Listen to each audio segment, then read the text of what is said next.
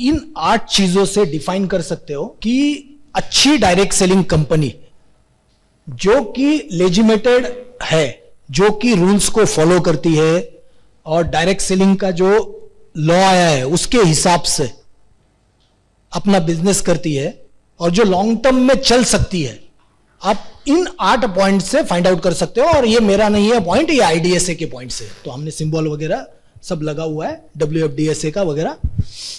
तो इसके अंदर पहला है कि पहले देखना है कि प्रोडक्ट है या नहीं है। कोई भी कंपनी, ये आपके लिए इंपॉर्टेंट नहीं है क्योंकि आप तो पहले से ज्वाइन हो, लेकिन जब भी आपके पास कोई आता है तो उसको समझाने के लिए ये 8 पॉइंट्स बहुत जरूरी है। तो पहला होना चाहिए प्रोडक्ट है या नहीं है उस कंपनी में। दूसरा होना चाहिए कि कमीशन जो पे करते हैं वो आपके सेल ऑफ प्रोडक्ट पे डिपेंड होना चाहिए, रजिस्ट्रेशन पे नहीं। कितने रजिस्ट्रेशन हो रहे हैं उसके ऊपर नहीं होना चाहिए, सेल कितना हो रहा है उसके ऊपर होना चाहिए।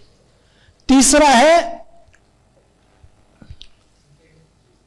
Intent to sell a product not a position, यानी मास्टरशिप सेल करने के लिए या ये करने के लिए नहीं होना चाहिए, प्रोडक्ट सेल होना चाहिए उसके अंदर।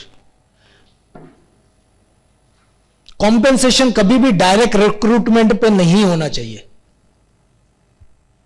पांचवी चीज, यदि रिक्रूटमेंट स्टॉप होता है, यदि रिक्रूटमेंट नया ज्वाइनिंग स्टॉप होता है, तभी भी लोगों के पास पैसा आएगा कि नहीं आएगा। यदि आप एक भी ज्वाइनिंग नहीं करते हो कल से, तब भी आपके पास पैसा आएगा कि नहीं आएगा। यदि आएगा तो अच्छी कंपनी है, यदि नहीं आएगा तो खराब कंपनी।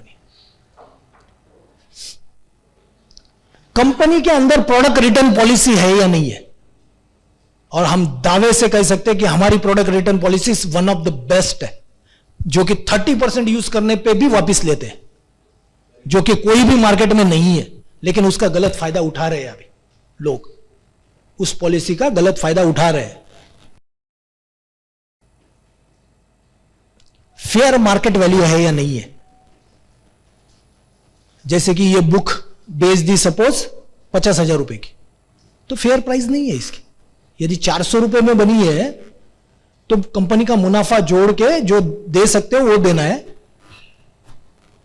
अनफेयर प्राइसिंग नहीं होनी चाहिए कि जैसे कि 2,000 रुपए की घड़ी है लेकिन 50,000 में बेच रहे हैं, सिर्फ पीवी कलेक्ट करने के लिए और मास्टरशिप कलेक्ट करने के लिए। तो अनफेयर प्राइसिंग नहीं होनी चाहिए, फेयर मार्केट वैल्यू होनी चाहिए। और दूसरा है आपके पास रीजन होना चाहिए बाय करने का, विदाउट रीजन बाय करने का नहीं होना चाहिए। तो ये 8 पॉइंट पे डिसाइड होता है कि आपकी कंपनी